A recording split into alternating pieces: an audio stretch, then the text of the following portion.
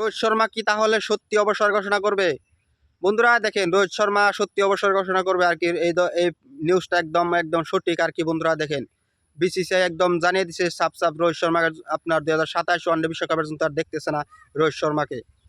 বন্ধুরা আমরা আগে জানতাম যে গৌতম গম্ভীর, অজিত আগারকার একটা সুযোগ বিতাইছিল যে রোহিত শর্মাকে টিম থেকে বাদ দেওয়ার। প্রথমে আপনার ক্যাপ্টেন্সি থেকে বাদ দিয়ে দিল, এখন আপনার টিম থেকে বাদ দেওয়ার চেষ্টা করতেছে আর কি গৌতম গম্ভীর। একদম এই চেষ্টাটা করতেছে বন্ধুরা আর কি। রোহিত শর্মা আপনার 2 ম্যাচে ভালো খেলতে পারে না, তার জন্য এরকম ধরনের করতেছে। কালকে 10টা বল ডট বল খাইছে। গৌতম গম্ভীর মাথা দেখে হ্যাং হয়ে গেছে যে কি করতেছে রোহিত শর্মা। এরকম ধরনের ভাবে আপনার রোহিত শর্মাকে আপনার কালকে একদম সাফ সাফ বলে দিছে রোহিত শর্মা আপনার 2027 ওয়ানডে বিশ্বকাপের জন্য দেখতেছে না রোহিত শর্মাকে। কি বলবো রোহিত শর্মাকে নিয়ে বলেন? রোহিত শর্মা এত ভালো একটা প্লেয়ার আসাল, এত ভালো ভালো ম্যাচ জিতাইছে, ভালো আপনার ট্রফি জিতেছে ভারতীয় টিমকে। কত ট্রফি জিতাইছে ভারতীয় টিমকে, তার মধ্যে কত ম্যাচ জিতাইছে ভারতীয় টিমকে। সেই রোহিত শর্মাকে আপনার এই গৌতম গম্ভীর অবসর ঘোষণা করাবে কিসের কারণে? গৌতম গম্ভীর আপনার টিম ইন্ডিয়াতে এত রাজনীতি করতেছে, আমরা বুঝতে পারতেছি না।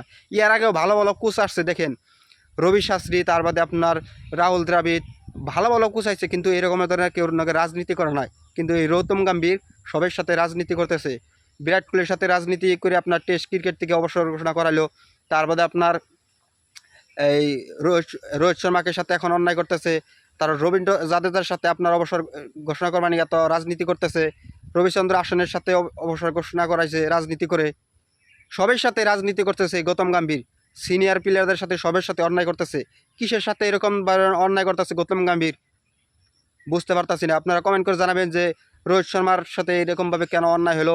বড় অন্যায় করতেছে আপনার গৌতম গম্ভীর, বড় অন্যায় করতেছে আপনার বিসিসিআই। বহুত বড় অন্যায় করলো আর কি রোহিত শর্মার সাথে আর কি। আপনাদের কি মনে হয়? সবাই কমেন্ট করে জানাবেন।